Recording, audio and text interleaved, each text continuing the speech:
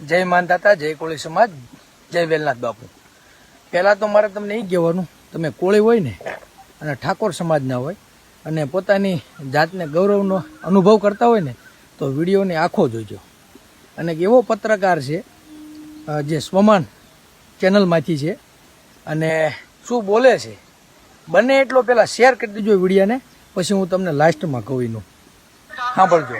જેને જે ચલાવવાનું છે નથી ચલાવી રહ્યા, પરંતુ બસ ચલાવી રહ્યા છે। ધારાસભ્યને બસ ડ્રાઈવર બનવાનો શોખ છે, બસ ડ્રાઈવરને ધારાસભ્ય બનવાનો શોખ છે। પરંતુ આ હીરાભાઈ સોલંકીનો વિડીયો વાયરલ થયો છે। હીરાભાઈ સોલંકી રાજુલાના ધારાસભ્ય છે અને તેઓ આજે બસના લોકાર્પણ પ્રસંગે પહોંચ્યા અને ત્યાં તેઓ બસની ડ્રાઇવિંગ સીટ પર ચડી ગયા, બસ ચલાવવા લાગ્યા।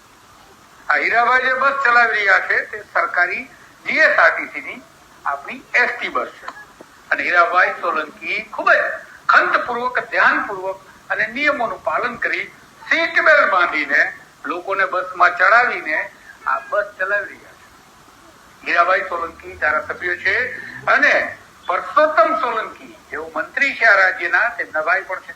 એ બસ ચલાવી શકે, એ ટ્રક ચલાવી શકે, એ બંદૂક પણ ચલાવી શકે, તો ગોળો પણ ચલાવી શકે, કારણ કે સત્તા પક્ષમાં છે।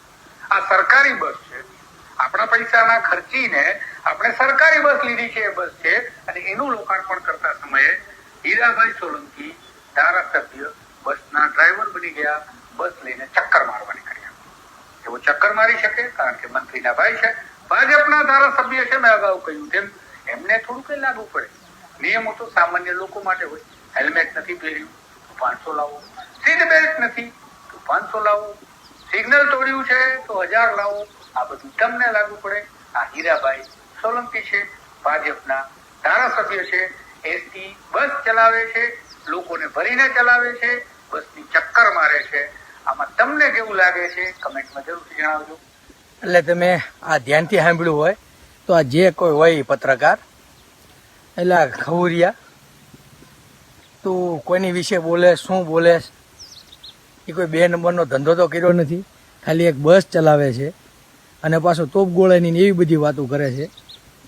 તો ભાઈ તમે પત્રકાર છો, પત્રકારની રીતે તમે તમારું ચેનલને ટીઆરપી વધારવા માટે જેન તેનો જીકા રાખો।